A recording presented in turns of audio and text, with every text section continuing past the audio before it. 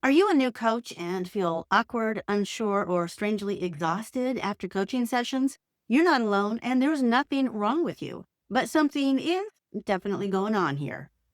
Hey, coach, I'm Ronnie Noyes, and on this channel, I share smart ideas for new coaches. I've worked with hundreds of new coaches, and almost every single one, including highly capable people with impressive careers behind them, has felt what you're feeling right now. So today, I'm going to explain exactly why coaching feels so hard when you first get started and what to do about it. So here's what's actually happening. Coaching takes a tremendous amount of mental energy. And when no one warns you about that, it's easy to assume that you're doing something wrong. Think about what you're actually doing in a single session. You are listening deeply, not just to the words, but to what's beneath them, what's not being said. You are tracking time because you're on the clock. You might be thinking about what to ask next while still processing what the client just said. You're trying to remember your training, the models, the frameworks, the best practices, and you're holding space for another human being who's trusting you with something important. I'm not going to lie, that combination is exhausting, especially when you do it for hours at a time, day after day, when you're not yet used to it, when it's still very new, and you're feeling the pressure and the responsibility that comes with someone paying you to coach, and you worry about delivering for your clients. Has this happened to you? Comment yes below if you felt completely drained after coaching sessions. I want you to see that you're not the only one. When coaching sessions feel awkward or draining or like a strain, many new coaches interpret that as personal failure. They think it means they're not cut out for coaching or that they missed something important in their training. But what's actually going on is a lot simpler and more hopeful. Your training taught you what coaching is. It taught you valuable tools, powerful models, and great questions.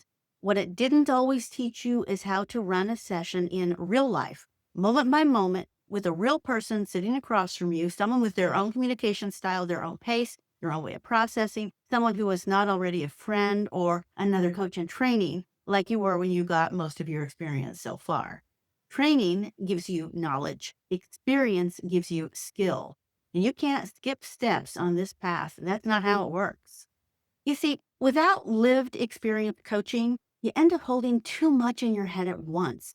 You're trying to be present with the client while simultaneously running a mental checklist. Am I asking the right questions? Should I be using this model or that one? Are we making progress? Am I delivering what the client needs in the moment? Did I push the record button? When you're making constant decisions in real time like this, confidence might not yet settle in yet. It comes later, after repetition. Let me tell you what I've observed working with coaches, specifically coaches over 40. Many of you come to coaching after successful careers in other fields. You're used to being competent. You've built expertise, maybe even mastery, and now you're a beginner again. That's uncomfortable in a way that might feel worse than it did when you were a lot younger. There's more at stake now. You've invested more. You might have left something secure to pursue this coaching thing. But here's what else is true. Your life experience is an asset here, not a liability. Your ability to read people, your understanding of human nature, your patience, these things matter far more than memorizing the perfect coaching question. Okay, what I'm about to say now may surprise you. You think you're still at the learning phase of conscious incompetence, but you're not. You're already competent. You're coaching real people and sessions are happening. You're just at the exhausting part of competence where everything demands conscious thought. What you're building toward isn't mere competence. You've already got that. You're building toward automatic or unconscious competence, where it stops requiring so much mental energy. And you will get there. It's just a matter of putting in the hours.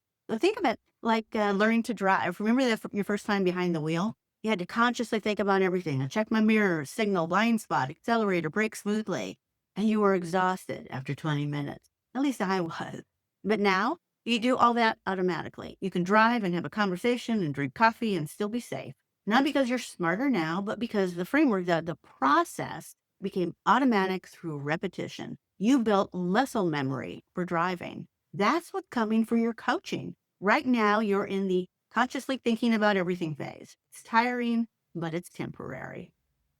The steadiness, the confidence, the ease you're looking for develops gradually through structure, through repetition, and through experience, which is why I created the Ready to Coach session checklist for myself as a new coach, and why I recommend that you do the same. It's a simple framework that takes the guesswork out of your sessions so you can focus on your client and being in the moment instead of guessing yourself. It's not another model to memorize, it's a practical roadmap that shows you exactly what to focus on before, during, and after each session. Because using a checklist relieves some of the mental load and helps you deliver the sessions the way you want them delivered every time. Now, you can copy mine or use it as a model to develop your own coaching session checklist. You can download it for free at the link below. This checklist, more than anything else, will give you the structure to conduct your coaching sessions exactly as you want them to go and deliver a consistent, high quality client experience each and every session, even if you're brand new and totally unsure about how to do that. Look, here's the thing. I believe in coaching, the concept and the process, as I'm sure you do. And I think the world would be a much better place if everybody had a competent coach who had their back. I don't know how to make that happen, but what I can do is help you be the best coach you can be when you start out. And that's why I'm offering you this, my advice and my checklist. I want you to succeed both for you and for your future clients because the world needs good coaches like you. Now, here's what's coming next. In video 2 of this 3-part series, I'll show you what actually deserves your attention in early coaching sessions, and it's probably not what you've been focusing on. Click subscribe so that you don't miss it. Thanks for watching, Coach. I'm Ronnie Noyes, reminding you that today is a great day to be a coach.